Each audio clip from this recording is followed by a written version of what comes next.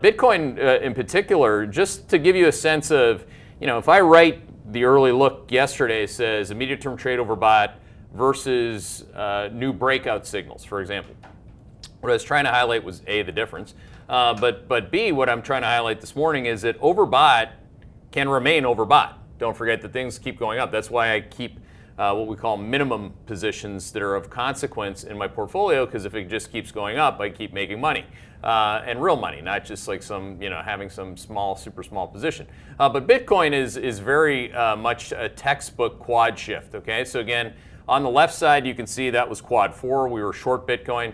First of all, we got out of Bitcoin back in January and then shorted it. And then quad 2 is the green arrow. So that's about as simple gets. Again, it's simplifying the complex. Yesterday I said Bitcoin signaling a lower high at the top end of the range. Today I'll tell you the opposite of that. Today it's signaling a higher high at the top end of the range.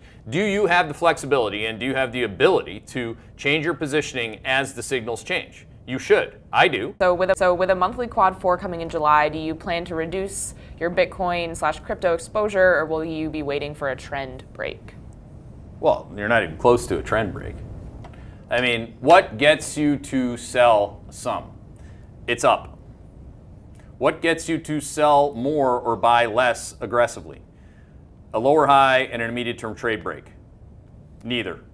What gets you to sell some, then all, and then short it? Lower high, breaks trade, breaks trend, and heading into quad 4. That's when Bitcoin will break trend, if it has almost 100% of the time, and then we'll short it. So that's, the trend for Bitcoin is all the way down at 98,411. And you got a lot of hay to bale there to get down at that level. Yeah. Did I say Hedgeye Asset Management launched today? Yes. Yeah. Okay. Yeah. HedgeyeAM.com. Yeah.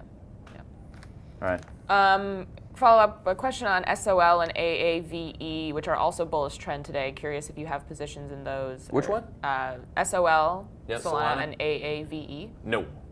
I don't. Evidently, we impacted the AVE. It went straight up after we said, we liked it, or Ish said he liked it, and I looked at it, and my signal liked it, so we both liked it, and then everybody else started to like it, and that's why people like it.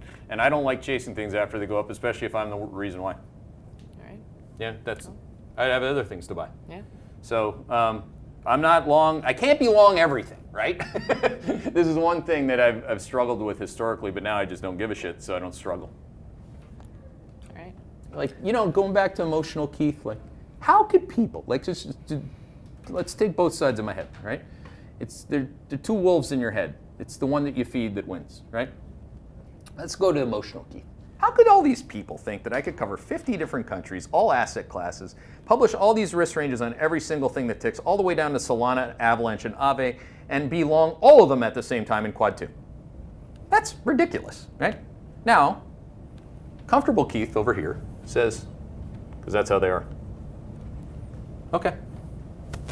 It doesn't mean that you can't do it for yourself, right? It does not mean you cannot do this for yourself. The whole point of the process is to empower the people to be able to do what they wouldn't otherwise, okay? Now that is a critical thing in your life. And this is taught as far back. I mean, I gotta be critical of the big dog once in a while, the whole idea of giving people fish.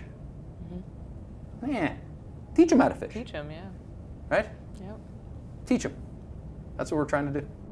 Thanks for watching Hedgeye on YouTube. If you haven't already, make sure to click on the button below there. Subscribe to our YouTube page. You can also follow the link in the description to our website to get even more great investing content.